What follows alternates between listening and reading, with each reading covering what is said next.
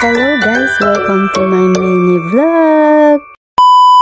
Hello mga mare, pagkatapos nga namin naghanap ng costume ni Amara, may pinuntahan nga kami after. Nagkaayaan kasi magpunta ng Lakeshore para naman mag-enjoy ang mga bata after ng mahabang lakaran. Charis. At dahil nga paggabi na mga mare, nakaramdam na ng gutom ang mga bata, kaya naman nag-drive-thru muna kami dito sa Jollibee. Ang dami kasing tao sa loob ng Jollibee mga mare, kaya naman ayan, nag-drive-thru na lang tayo. Ito nga si Bunso, nakaramdam na ng pagod, kaya naman inaantok na yan sa mga punto na to. Paano ba naman kasi mga mare, maaga kaming nagising ng umaga na yan dahil nga nagsimba muna kami. Kaya naman pinapatulog siya ni Daddy JP para naman pagdating namin ng Lakeshore, may energy siyang mag-enjoy. Kasi naman mga mare, kapag ganitong inaantok or kulang sa tulog ang bata, muryot na muryot yan, diba? Sayang naman yung ganda ng Lakeshore kung hindi niya ma-appreciate. Charis. Eto nga mga mare, at kumakain na yung mga bata, hindi na nakapaghintay na magsabay-sabay kumain. Kita naman mga mare kung paano na yung gutom nila, diba? Kaya naman sinubuan ko na tong si Bunso para naman makakain siya ng maayos at si Kuya siya na lang mag-isa ang kumain. Habang umu-order nga ng pagkain namin tong si ate, dito nga pala kami kumain dito sa may Usilog sa Mexico, Pampanga. At ito na nga, dumating na yung order ni ate, kaya naman kainan na.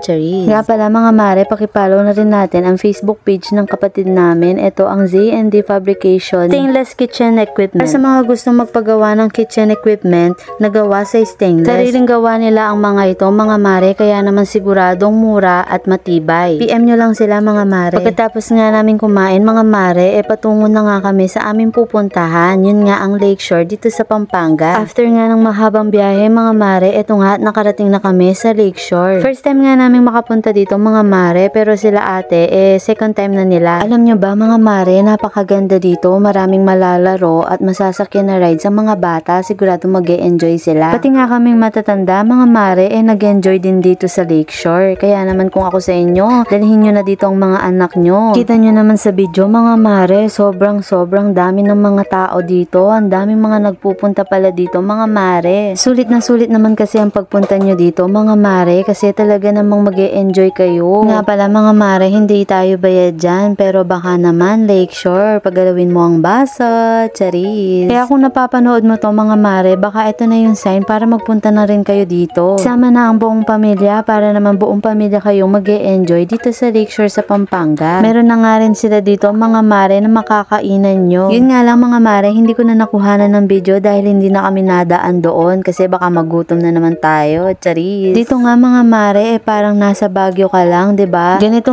din kasi yung sa Baguio mga mare, kaya naman napasakay din kami dyan kasi naman tong mga bata nag-aaya sila. Kita nyo naman mare, napakaraming tao at may pamosikos pa sila. Naakala mo nasa may piyestahan lang tayo sa barangay. Charis. Kaya naman mga mare, eto na nga, turn na namin makasakay dito sa mga bangka or kung ano man ang tawag nila dito mga mare, hindi ko na alam. Basta ang alam ko lang mga mare, bangkang bibe. Charis. Anyways mga mare, eto na nga yun sa amin. Then finally nga mga mare, matatry na ni Kuya Zack ang makasakay dito. Nung nagpunta kasi kami ng Baguio mga mare, hindi kami sumakay sa ganito. Ewan ko nga ba bakit hindi namin trinay na sumakay dito noon sa Baguio. Kaka-enjoy naman pala ang sumakay dito mga mare. Syempre hindi ka lang basta-basta mag-e-enjoy. Sobrang mapapagod ka rin, kakapadya. Kaya naman ito si Kuya Zack mga mare, tignan nyo naman, basang-basa ng pawis yung likod niya. Enjoy na enjoy kasi siya sa pagpadyak nitong bangka mga mare. Alam nyo naman, first time sobrang nag-enjoy itong si Kuya Zack. Sigurado ako mga mare, pag uwi namin nito ipapamasahe niya yung paa niya dahil sobrang sakit nito. Ito nga pala ang Family Z&D Fabricated Stainless Kitchen Equipment. Nakikiunahan nga pala kami sa kanila mga mare. At pagkatapos nga namin sumakay dito sa mga bangka mga mare, naghanap naman kami ng masasakyan